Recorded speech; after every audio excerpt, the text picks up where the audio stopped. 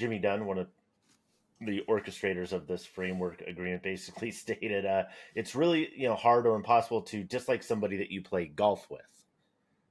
Oh, I that's disagree. Not true. That's patently false.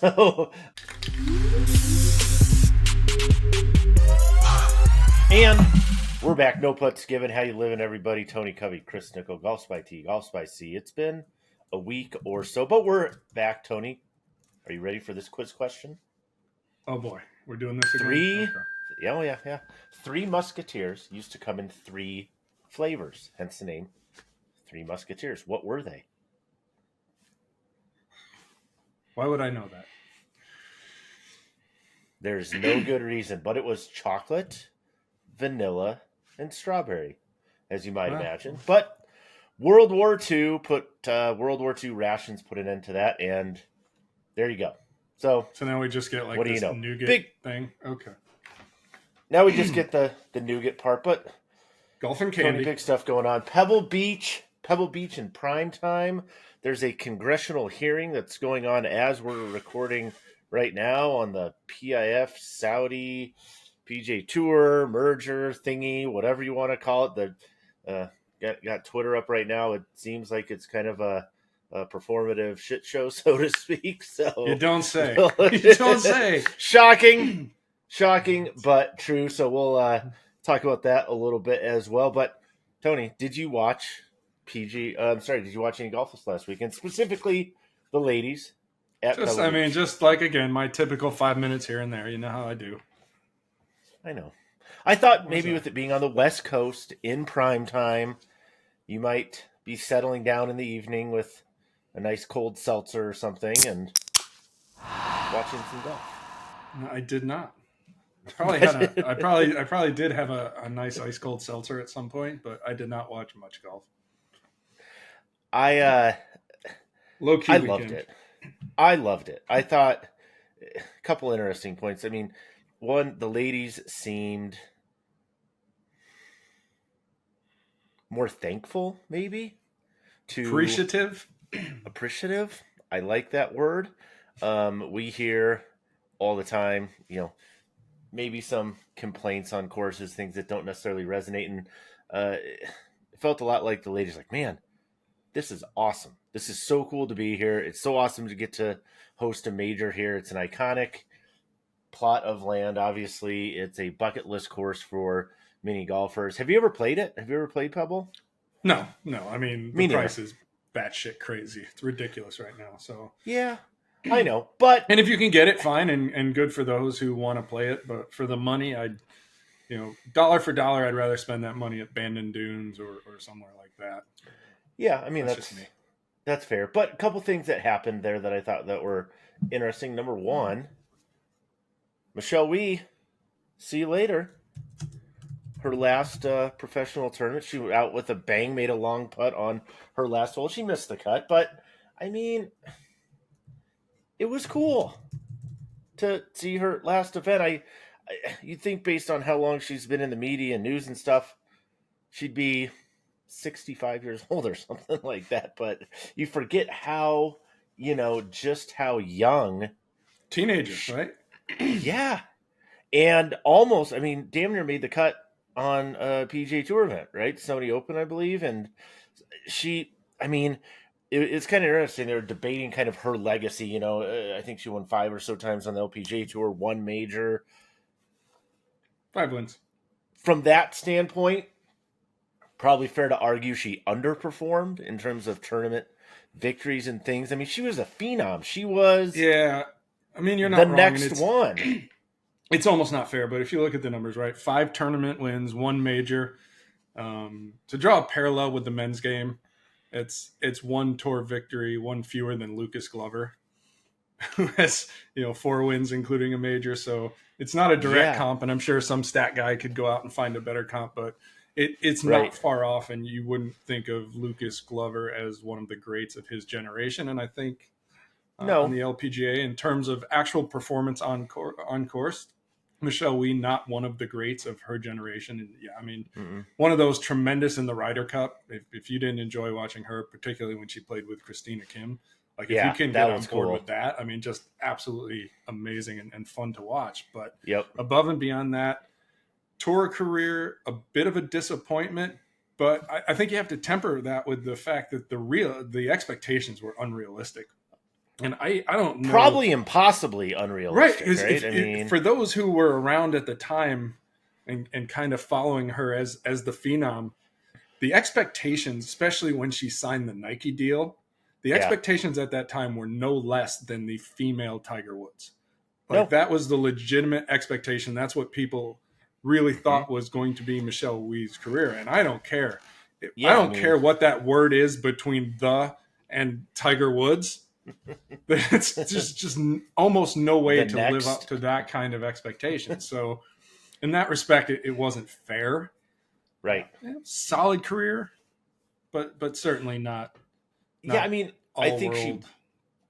I think what's interesting, right, is in this world of professional golf, we talk about winning matters, winning tournaments, that matters, that pays the bills, all these kind of things. But her legacy, to me, really won't be about wins and losses because, yeah, they said probably underperformed in that regard. But she did a lot of things that moved the game forward.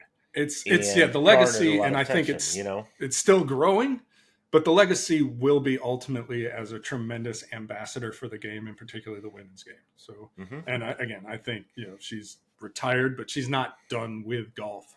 I don't think. And so I think the best is probably still yet to come in terms of what Michelle ultimately means to the game and the women's game. But strictly by the numbers, it was an okay career, and we can talk, right? She had injuries for sure, and parental interference is certainly part of the story, and some swing changes. And looking at, I read some stuff yesterday, people talking about David Ledbetter is notorious for ruining more swings than he fixes. And I can't speak to that from the instructional standpoint, whether or not it's true or not, but it's a consideration, right? So there's all these things that ultimately influence the trajectory of the career, but where it landed was mediocrity, I think, in terms of on course.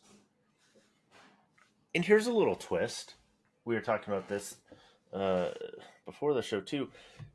People that are all so concerned about the golf ball going too far, which it doesn't, pending new rules, model local rules, and things that we may hear more about here in a month or two, depending on roll it back, roll it all back, roll it back, blah blah blah. We're all concerned about courses becoming obsolete. Da da da da da. Something hit me, and it was just like, we have only looked at that through the eyes of PGA Tour male golfers, Corn Ferry, right? Corn Ferry, but yeah, and the longest of those players. Why have we not stopped to say, you know what? These iconic venues, let's use Pebble Beach as an example. We could probably talk about Marion and a number of others where people are saying, hey, maybe the courses are getting a little too small. Okay, even if we concede that fact, let's go ahead and concede that for the time being. I won't, but go ahead. Why are we not suggesting that you've just opened up all these new opportunities to the LPGA? Well, I mean, and that's lady the golfers and seeing that it's there. So why are we talking about these obsoleting courses as though they're done, they're gone, they're no longer good for any tournament golf, blah, blah, blah, blah, blah, when the point of fact is maybe it's a perfect fit for LPGA where average ball speed, or even, some of the longer hitters are maybe cracking 160 miles an hour ball speed. They're carrying the ball 230, 240, 250. Why not? I think it probably hasn't been discussed too much because, look, I firmly believe the USGA had made up its mind before it really took a hard look and certainly talked to anybody. When you talk about being to the point where we are in the rollback conversation, and to find out, before they put out that last document, right? Mm-hmm. The last announcement, the last round of, here's kind of what we're thinking. They hadn't talked to PGA Tour pros. Like, they excluded the best players in the world. The same players they feel are obsoleting courses were excluded from that conversation. Which makes you take that sense. And then move to the LPGA game, where if you've already decided, yes, the ball goes too far, we have to do something. Mm-hmm. Looking at LPGA distances, it does not fit the narrative in any way, shape, or form. Not even even the close. longest hitters on the LPGA tour, and I do believe there's probably one or two that are up over 300, are not obsoleting anything. They're not. We've said it before. No. The game, the LPGA game, is probably closer to what you and I play in terms of distance. In terms of actual skill level, we're not nowhere. in terms of skill. Yeah, we are not in that conversation. Skill. Yeah, I played. I played 4 holes with Lydia Ko once, and I can tell every scratch golfer out there who thinks he has a chance. You don't. It's just, and that's casual who gives an F practice round, and it was matter of fact, stunningly beautiful. Forget about it. So again, it just doesn't fit the narrative. They're not obsoleting anything. The women on the LPGA tour are not. They're going to play they'll be able to play St. Andrews if the opportunity is presented. Pebble Beach was not obsoleted. Pick a course. No. And it's safe for foreseeable future, if not all of eternity. And it's really, really good, compelling golf. I loved watching the ladies play Pebble. I would watch them play Marriott. I'd watch them play a lot of different courses, but maybe that's an opportunity to grow the LPGA a little bit in that regard. So what else is going on? Congressional hearing, like we said, we're recording this as it's going on. This will post the day after, so we don't really know. There's things, again, continue to happen. PGA Tour board member, longtime board member, Randall Stevenson resigned.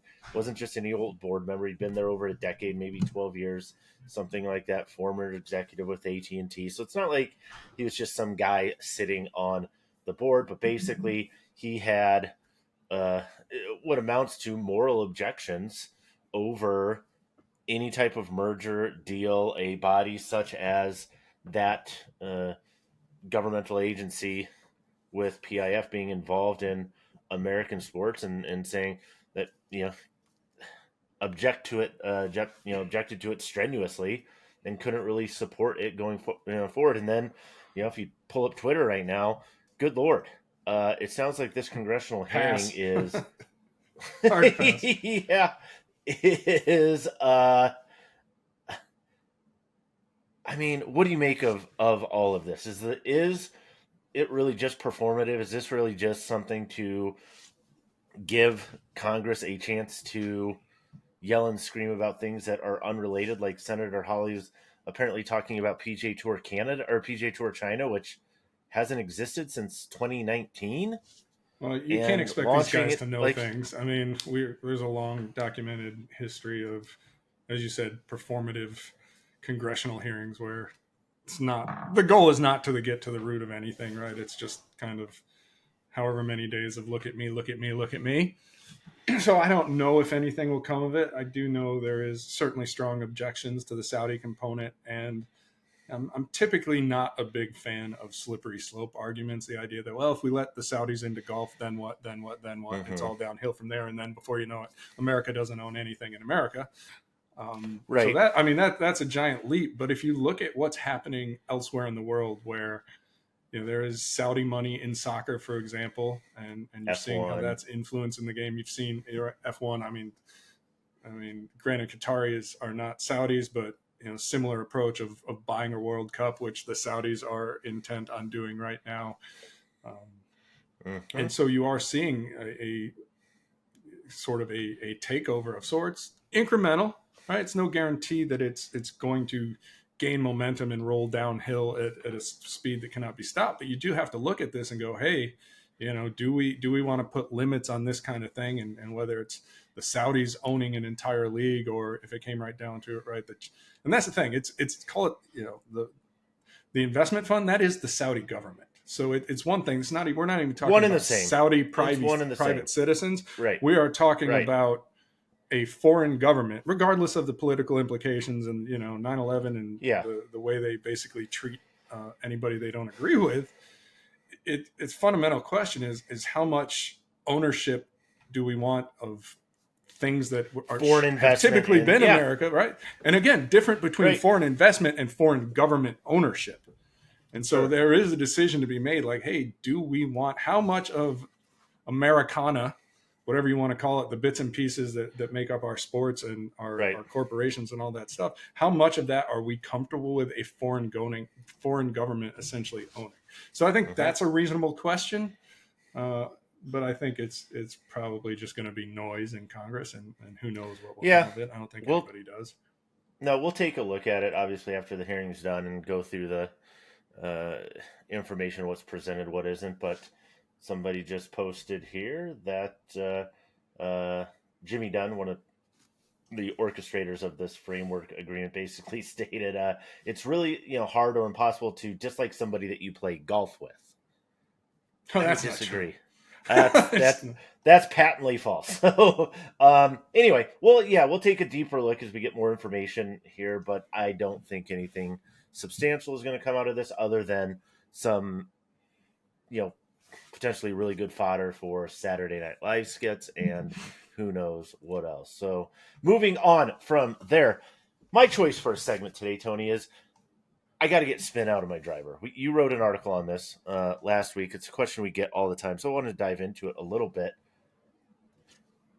I know lower spin isn't always better. We hear about optimal spin, well, is the best. So, but a lot of amateurs fight too much spin in a driver.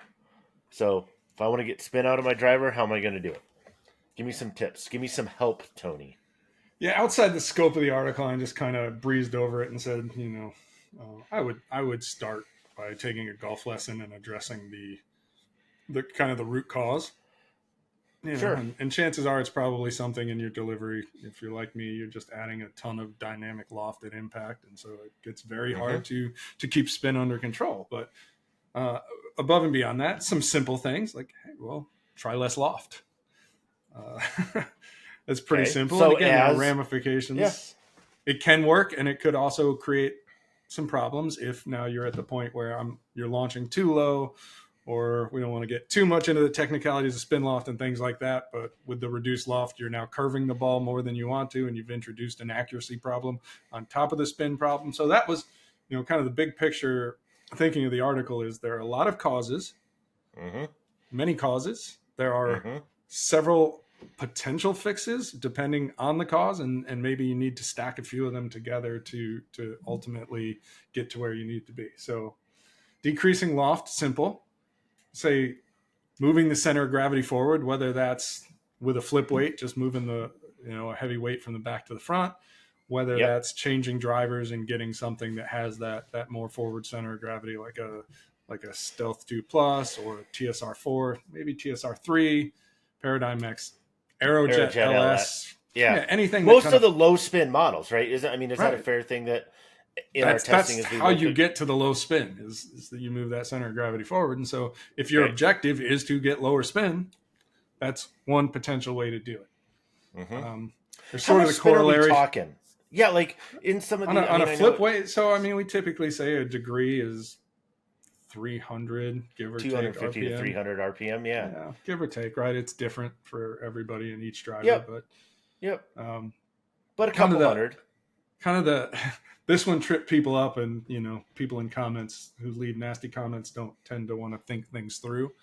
But again, getting to this idea of what is the root cause? Well, if the root cause is that I have a lot of spin because I start the ball out to the right with an open face, well, close the face. Whether that's so, and that's typically this is the part that trips.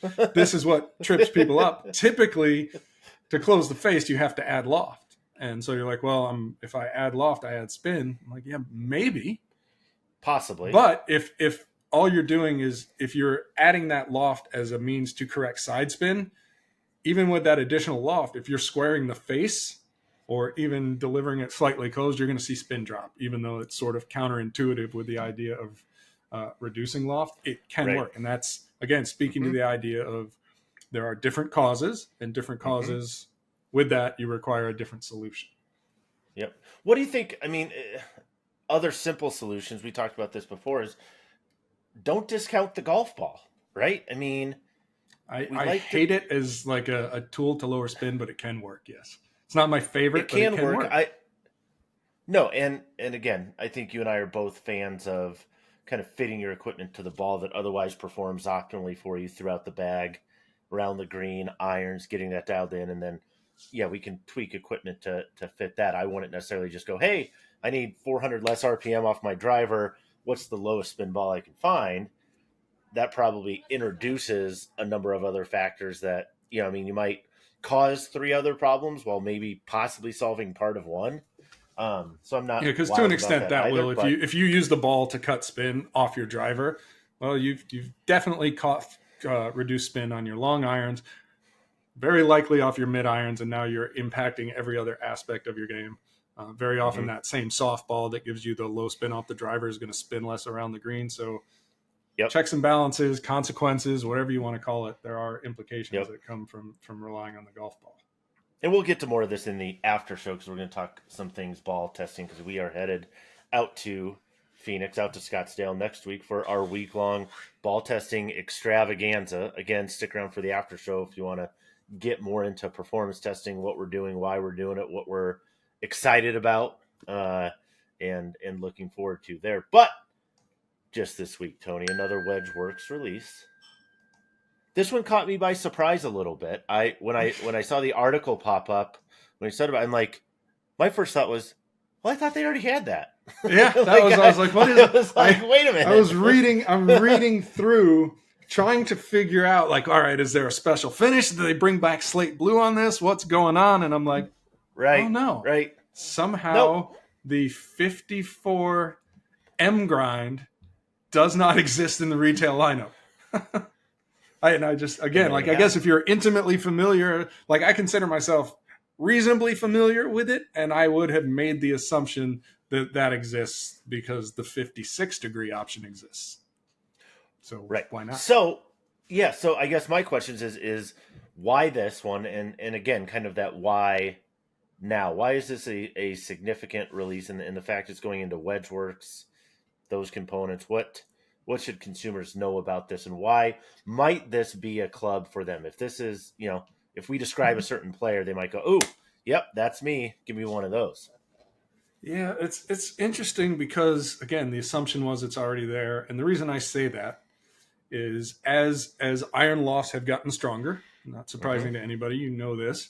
The typical progression of a 52, a 56, and a 60 has slowly begun to fall out of favor. I think Vokey now settles more 50 than it does 52s. And so now you've gone more to that 50, 54, 58 progression. And so 54 is kind of that, the sand wedge loft. And so logically, if you make a wedge in 56 degrees, you should probably make it in 54. Because again, that's your textbook sand wedge loft right now. If it's not one, it's the other for most golfers.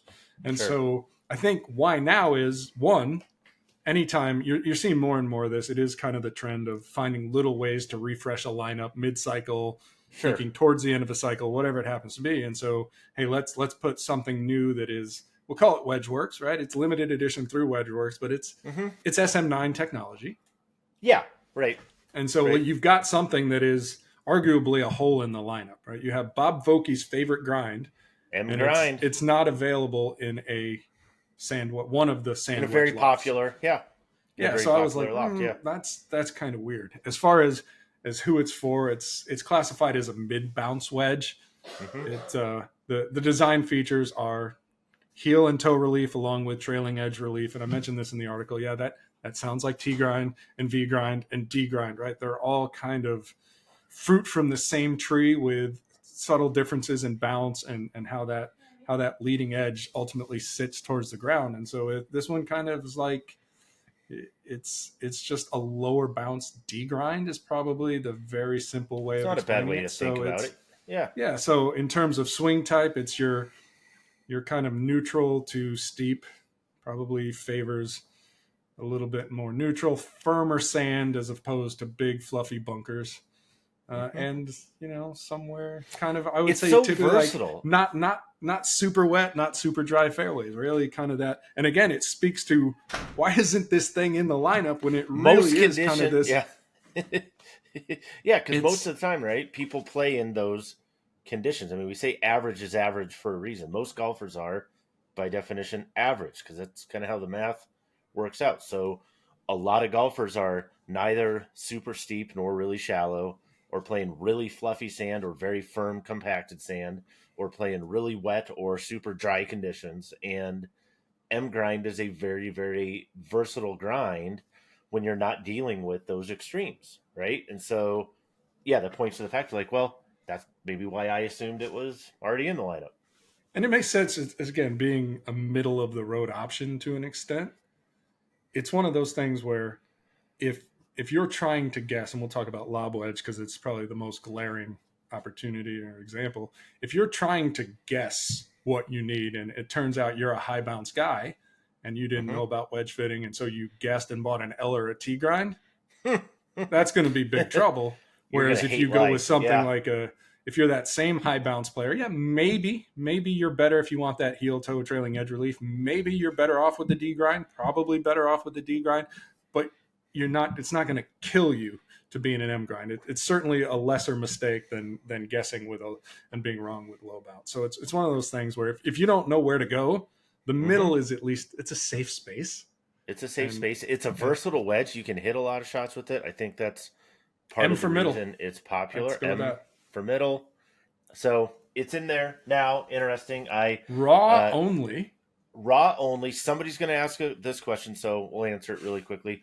Why can't I just take a 56 and bend it 2 degrees strong? You can, but here's why I want it. Because two things. One, and we saw this when we were at Titleist.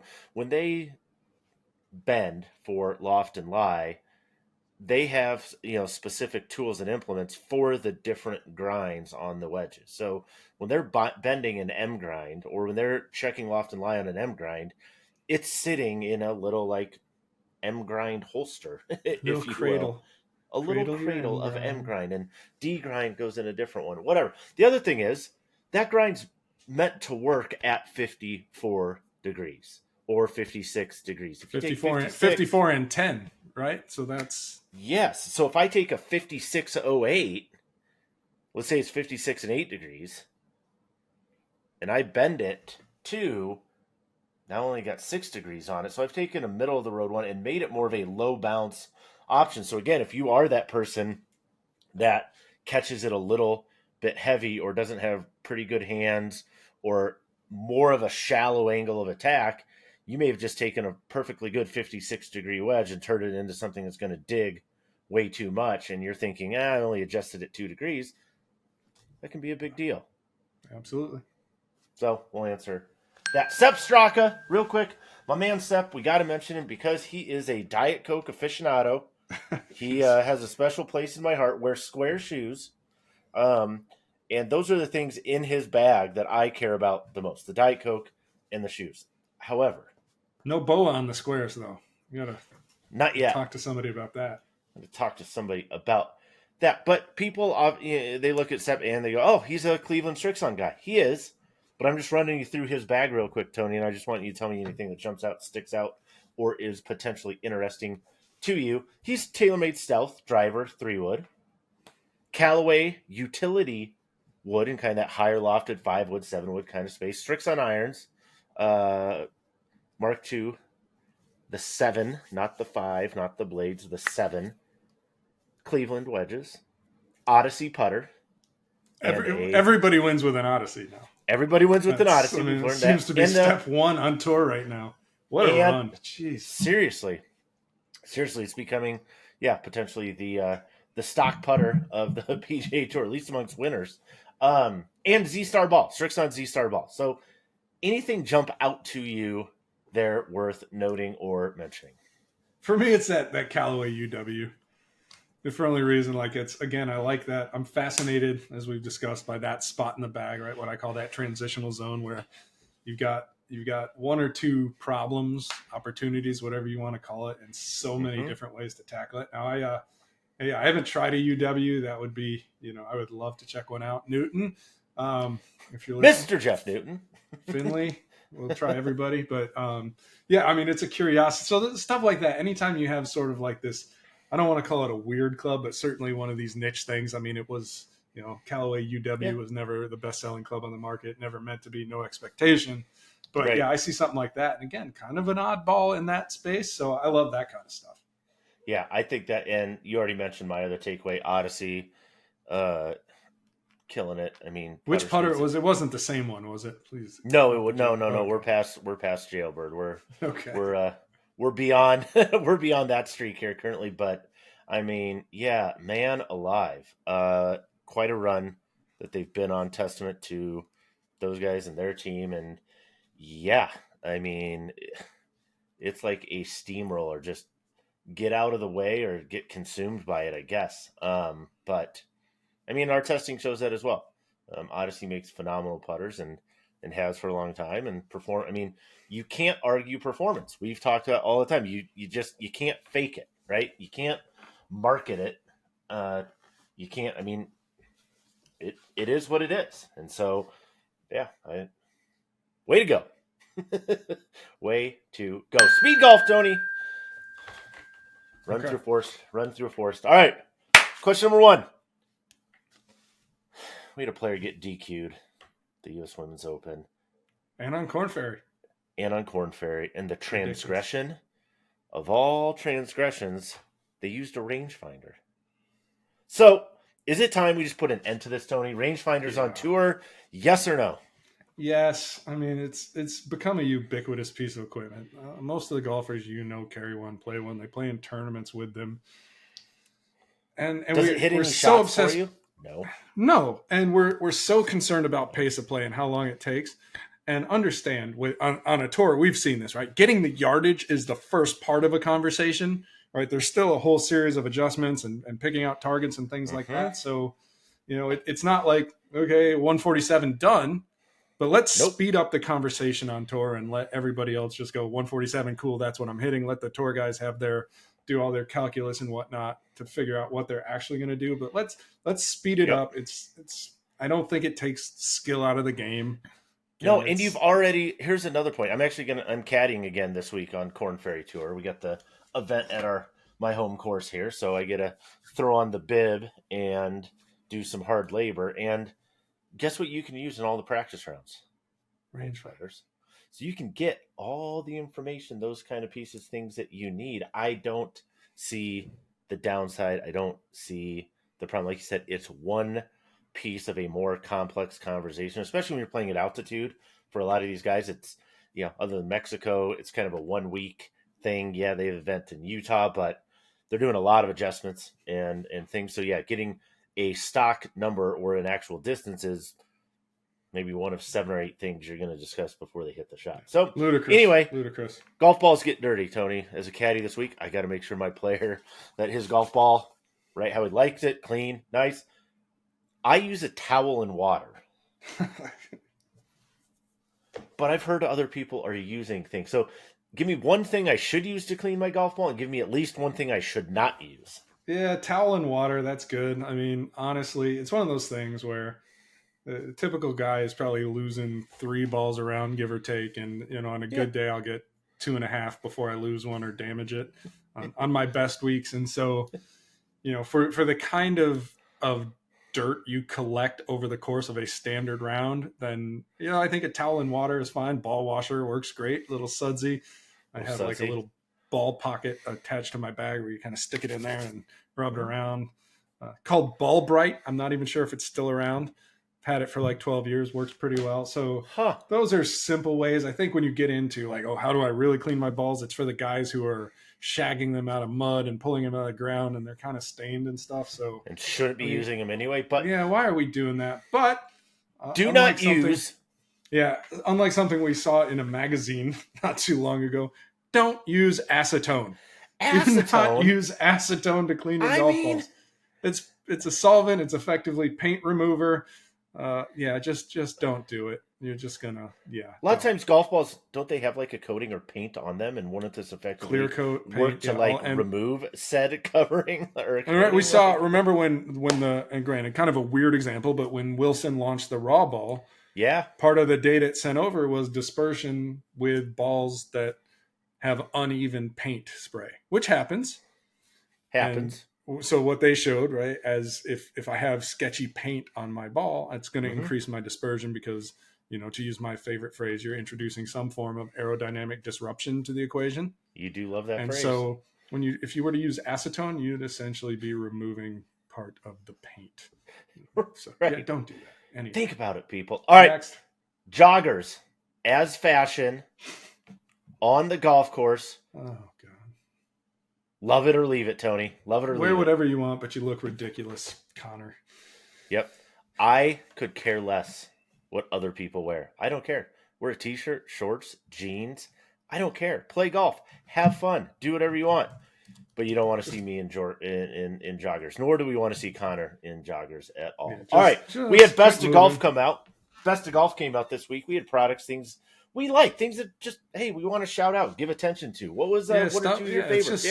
It's just stuff that we think is cool and fun and that we like. And some of it is top performers from our tests, stuff that performs well and that we've used and we love. And some of it we're like, yeah, this is just cool. Or this is really, like in the case of Kirkland gloves and wedges, like the gloves are really good value. The wedges, not my cup of tea, but I understand that when you can get 3 for the price of 1 relative to the most popular wedges on the market, that's a hell of a deal. So cool stuff we like, stuff we use, sometimes stuff that maybe didn't win most wanted or buyer's guide, but has like a unique feature that we think is really cool stuff we like. So, for example, the Sun Mountain Cube golf travel bag, not the best travel bag on the market, but it folds up to like this big. And so that's right. That's cool. So that's kind of the thinking here, I guess, to simplify. Yeah. When we were started kind of cultivating this list, I was starting to think about packing for my trip because I'm going to Ireland in a couple of weeks. And I was like, not before you go to Arizona. Not before. No, I am not going to Ireland before I go to Arizona. That is for sure. But packing clothes and those things, shoes, KJUS. Top to bottom, they're phenomenal, particularly in the my best friend Brooke works there. I'll tell her you said hi. It's expensive. Yeah, no doubt. But it's also the best. And sometimes the best things are worth shouting out, and they're phenomenal. They have more stuff coming. The other one, it's what we're wearing today, Tony. More Stitch gear. Yeah, I had to shout out the shirts because I really because like the Stitch gear. It's stretchable. Generously Looks cut nice. if you want it. I'm working on moob reduction, but until we get there, well, and somebody else brought up this point that, hey, if you do really want to do that slim trim, they actually have a specific size called ML. I like this too. Kind of like the under button down. Yeah, it keeps the collar keeps the collar from looking like my breakfast bacon. Keeps it nice and gotta get that. But they actually have a size called ML. So this is for Adam, for our owner. Those people that want to go straight up medium. But they have a size specifically for those people. So they should call it medium, right? Like they should call it medium. But they also have, like I said, XL. I love it. I'm actually wearing the shorts today too. Quick note for you people: if you do look at Stitch shorts or pants and you're in between sizes, don't do what I did and go with your current size. Go up one. Definitely be generous to yourself. Give yourself just a little more room. And you're going to like them even better. Again, we got you guys a discount code if you'd like to use that. It's going to be in the description below from our good friends out there at Stitch. This one, by the way, this one was my first choice as we're going down looking at, like, hey, what do we like? I saw a pink shirt with a cool print, cool pattern. I'm like, yeah, it's wheelhouse. Thank you. There's nobody on this planet that says pink shirt with pretty pattern more than Tony Covey. I would have to agree with that. Last question. PXG putters came out. Battle Ready 2. Tony, you've played PXG putters in the past and found favor with them. Excited about this launch? I'm intrigued. I wouldn't say excited. I'm intrigued because they've put goo in the putter. They've taken their goo. The iron goo technology? Well, I think it's probably putter-specific goo because the needs are a little different. So sure. They're goo infused, but it's the same idea.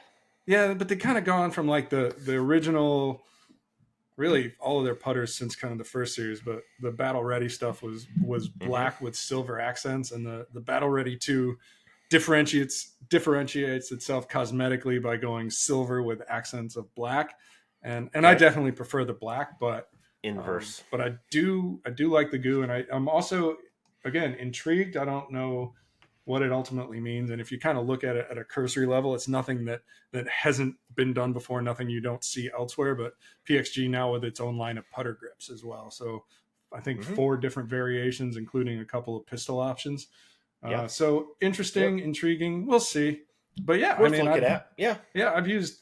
I seem to be the oddball. Like I end up with a lot of PXG gear in the bag. You know, I've played irons. Right now, I'm playing or testing out the T350s. But you know, coming off PXG irons, I've used PXG putters and a good bit of that. Right, as you know, hybrid's been in your bag as long as any. Yeah, but as a huge proponent of custom fitting, it's very rare that I play something that hasn't been fit for me, or at least isn't directly in the wheelhouse that I know is going to be the right fit within a given lineup. So, you know, I tend to gravitate the stuff I've been fit for. And fortunately I have been fit by PXG more than once. So yeah. Interested.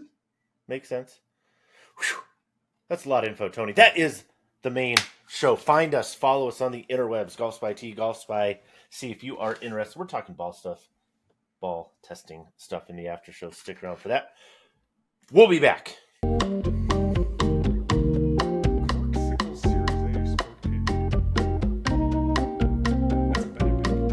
And just like that, we're back. The after show. Thanks for sticking around. Those of you who are sticking around that want to dive a little deeper into the weeds. We're talking ball test stuff, like we said. Next week, we're getting there Sunday. We're getting to work. We are not leaving until Friday or Saturday, and in between then, we're doing nothing but testing golf balls. So, just to set the stage, again, what are we actually testing here, Tony? What is the purpose of this massive adventure, taking the majority of our staff, pretty much our whole team, out there for the week? Yeah, we got our video and social team. That's 3 guys plus 4 more, split evenly between the 2 robot locations, and then me going back and forth between making sure everything is running smoothly. So I didn't count as I talked, but it seems like a lot. At least 8 of us. I think it's 8. Yeah, which is a kind of a big deal for us, right? It's a lot. It's a lot. And what are we actually testing? So the performance characteristics of the golf balls in the test. I mean, it's pretty simple, right? So launch and spin and flight and speed and ultimately distance, with the caveat of, you know, under the conditions tested, because that sometimes gets left out of the conversation. So we're doing it a little bit differently this year. Still testing 3 speeds of driver, 3 speeds of irons, at least 1 wedge distance as time permits. I'm kind of looking at the timeline and maybe thinking, we might be able to do 1 more wedge test in here. Oh, I was hoping so. So we'll be, for the test, we're actually splitting balls into groups this time. So we will have 10 groups of 9 balls. Okay. Along with a constant / calibration ball that will be tested within each group. And that's going to allow us to make better comparisons as we sort of work around the reality that conditions will change throughout the day. So testing groups within a narrower window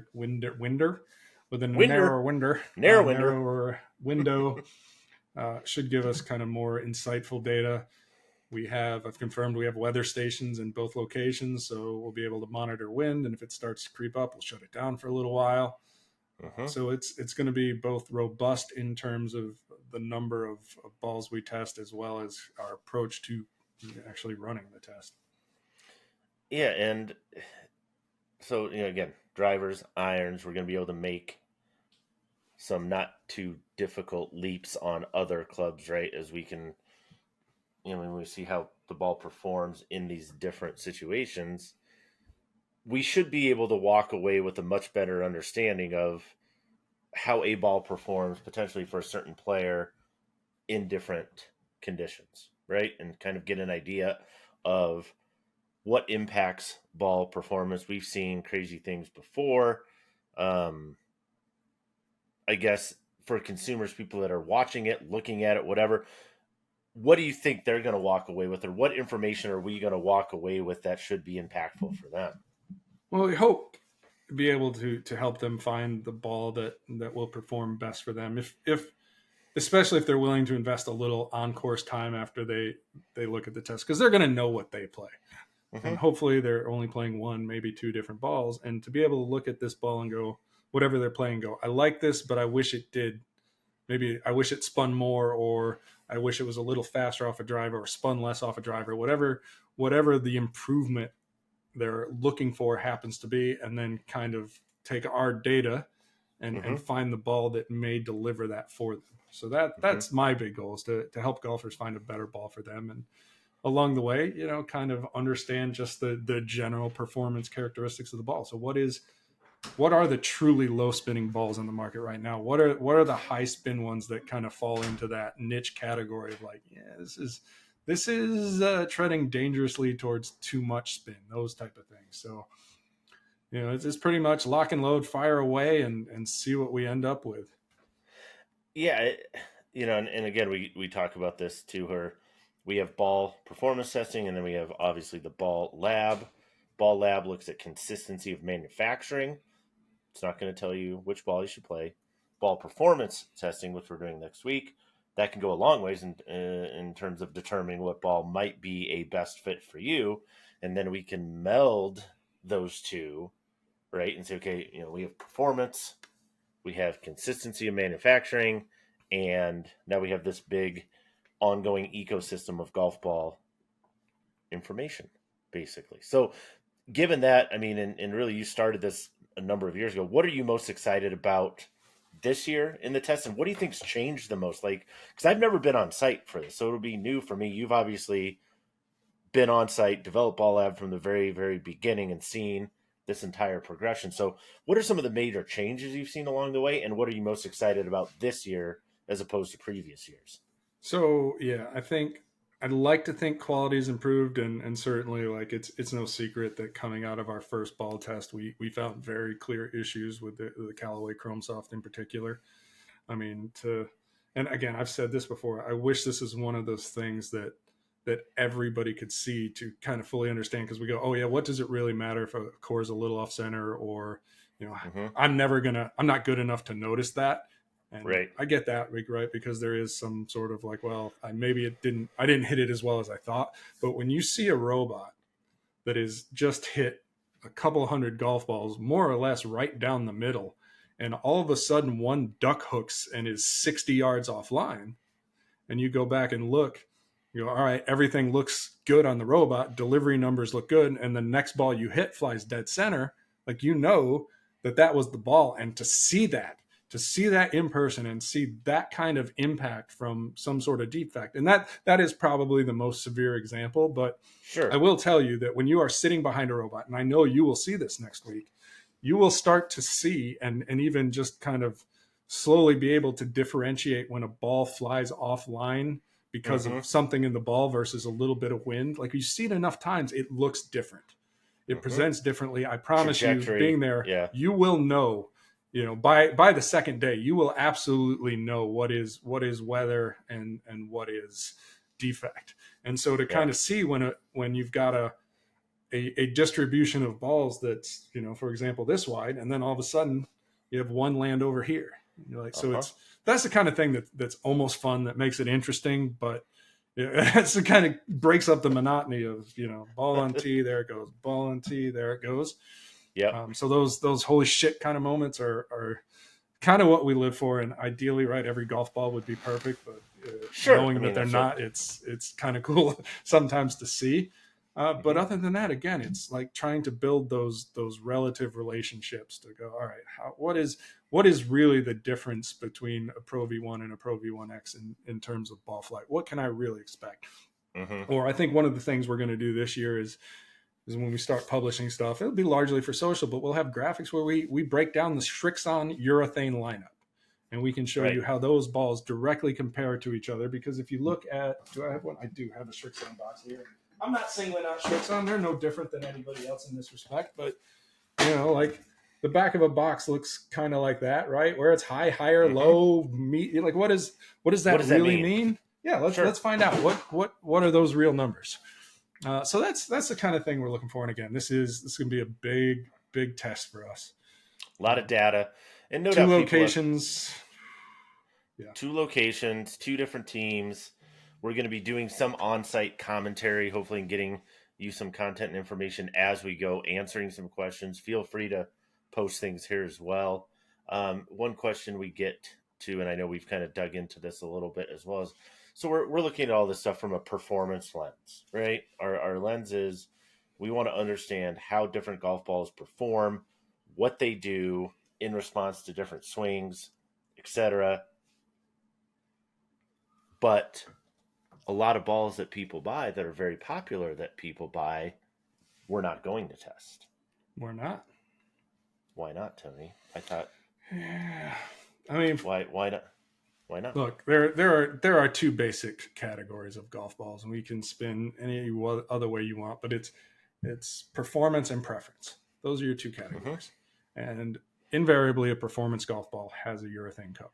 It doesn't have a urethane cover. It exists for a preference. I mean, there's a reason why nobody on tour plays an ionomer ball, and it's not simply because they can't make them higher compression. They absolutely could, right? You could make an ionomer ball hold up to tour speed, but you're not going to get the greenside spin primarily, and that's the biggest difference. But again, fundamentally, performance versus preference. This is a performance test. Now, that being said, I know there's some curiosity, and so we put a couple of the more popular ionomer options in there. Like, we're testing Super Soft this year. We have the Wilson Duo in the mix here, and part of that is because a lot of guys buy these, and part of it is this will be like we've done in previous tests. Our lowest compression balls were probably in the urethane space. A low 65 to 70 is low compression. With Super Soft, you're going to be down in the 40s on some. So we're going to be able to really see, like, difference. what is the difference from, call it 100 compression golf ball, something like a Left Dash Tour to BX 40 to 40. So that's a curiosity. But for the people who are asking, well, I am interested in the quality aspect for sure, right? Because we don't test a lot of ionomer and ball level lab. What I will tell you is, like, we have learned that the quality is largely a factory level thing. And so if you're insisting on trying to save money and buy a preference ball for whatever your preference is, I'm going to tell you probably should start with Titleist, because our data has shown that a Titleist ionomer ball, which is produced by a Titleist in a Titleist factory in Massachusetts, is going to have quality that at least is in the average range relative to the market as a whole, including all of the urethane options we test. For the most part, the ionomer's tough stuff that we test tends to fall below that average.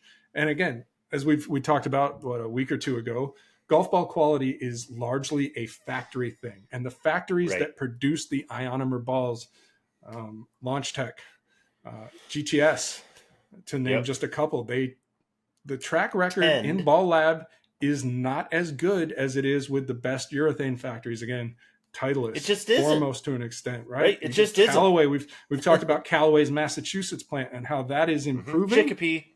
Right. Chicopee is on the rise, right? Chicopee is moving on up, and it's not just because they have a Chick-fil-A there. No, but does help though. Ionomer stuff, which has not tested well for us, is made overseas. It's not made there. So it's not made there. There isn't. And again, it's one thing to predict it and another to prove it. But I can tell you with a high degree of confidence that that's what we're going to get, because that's all we've gotten to date from the factories making these balls. Yeah. And what I'm excited about with that is data don't lie. I mean, it's going to be whatever it is. These are robots that are programmed. We have professional engineers with us that are overseeing it, setting all the conditions, etc. Well, yeah, and to be clear, like, so it just is going to be whatever it is, And we looked, we kind of went back, and I kind of liked where we were last year with the numbers we hit with low speed and mid speed. Looking back, we got a little higher than we wanted to be, both in terms of launch and spin with the high speed portion. And so we've done our due diligence. We kind of recognized it. We went back. We've talked to, I reached out to, I think, 6 or 7 people in the ball industry. I kind of explained every step of the way what we're doing. We got direct feedback from, I think, 6 of them to kind of, hey, check our work and make sure that this approach is logical. Yeah. And so we've tweaked our launch and spin parameters both with the driver. Again, we're pretty close to where we were mid and low speed driver. Going to decrease launch and spin at high speed. Looking to increase spin across the board in our iron tests. Yep. Again, based on looking at 115 is basically tour speed, and we're not trying to match tour exactly, but close. 100 mile an hour, trying to get close to LPGA conditions, and then at 85, it's like, hey, what are guys in this range? What are the most typical launch conditions? And so that's kind of where we've dialed in our calibration / constant ball for this test. Yeah, and two things I want to point out about that too is, yes, number one, we're constantly in conversation with the ball manufacturers, right? And these are the major manufacturers within the industry. So they have input in our test. Doesn't mean they decide. They have input. They have a voice, not a vote necessarily. I mean, ultimately, we determine how we want to test what it is, but we do that under the guise of wanting to make sure that we are working with companies, taking their feedback, adjusting our test as we see fit. And then secondarily, understand, okay, at the points that we do test, so call it 85, 100, 115, where we can now make some there's a linear relationship, right? So if someone's 92 and like, oh, you didn't test 92. Well, here's connect the the dots, man. It's and here's that's the good news. It's halfway in between 85 and 100, and then in 115. So we're gonna go. We're gonna connect the dots. So we're gonna have meaningful data for all swing speeds, even though we only test at certain swing speeds. That's kind of interesting, right? So it's one of the disconnects between readers and industry experts and the R&D guys. So we're testing at 3 speeds, and that's because originally I think our first test we did 85 and 115, and we got a lot of noise about, well, what about 100? And we're like, well, right 100 is, we should probably have that just to make it easy on the eyes ultimately. But it's to a man, and this is a literal handful of companies we've had this conversation with, they've said you really only need to test at 2 speeds, because that basically gives you, whether you want to call it true endpoints here and here, or somewhere in the middle, and just draw a line, and that's going to get you, as speed increases, guess what? Launch, height, spin, that's going to increase along that same line. In a linear Likewise, fashion, as spin as speed gets lower, guess what? Those things are still going to drop along that same line. So everybody has told us that's good enough, and so that's we're doing 3 speeds anyway, because we know you guys 100 is kind of right in the wheelhouse for a lot of our readers. But if you are that 80 mile an hour guy or that 93 mile an hour guy, I mean, pick your spot on the line. My last point, and part of the reason I'm excited about this test is, again, I haven't been out there, so to get to see it firsthand, is every golf ball has dimples, and dimples matter. Aerodynamics matter. It's why you can't test golf balls indoors, because lift and drag, the friction, resistance, all these things that aerodynamicists know about that I do not know nearly as much about. The reverse Magnus effect. That's one of my favorites. In terms of all reverse effects, that's top 5. And Magnus is definitely up there. But you got to see it outside. You cannot really assess true trajectory and flight behavior unless the ball is actually interacting in that environment over the entire duration of its flight. So that's part of what I'm really, really excited to see, is actually in that environment where you have to test golf ball performance, is outside in those situations. And you will see, just, again, same configuration, right? The robot, we're not changing the robot per golf ball. And you're going to see balls that fly visibly higher, and others that fly visibly lower. And you'll see ones that seem to hang in the air, and others that just seem to go right through it. And you will see some that seem to just get confused and wander off a little sideways. Yeah.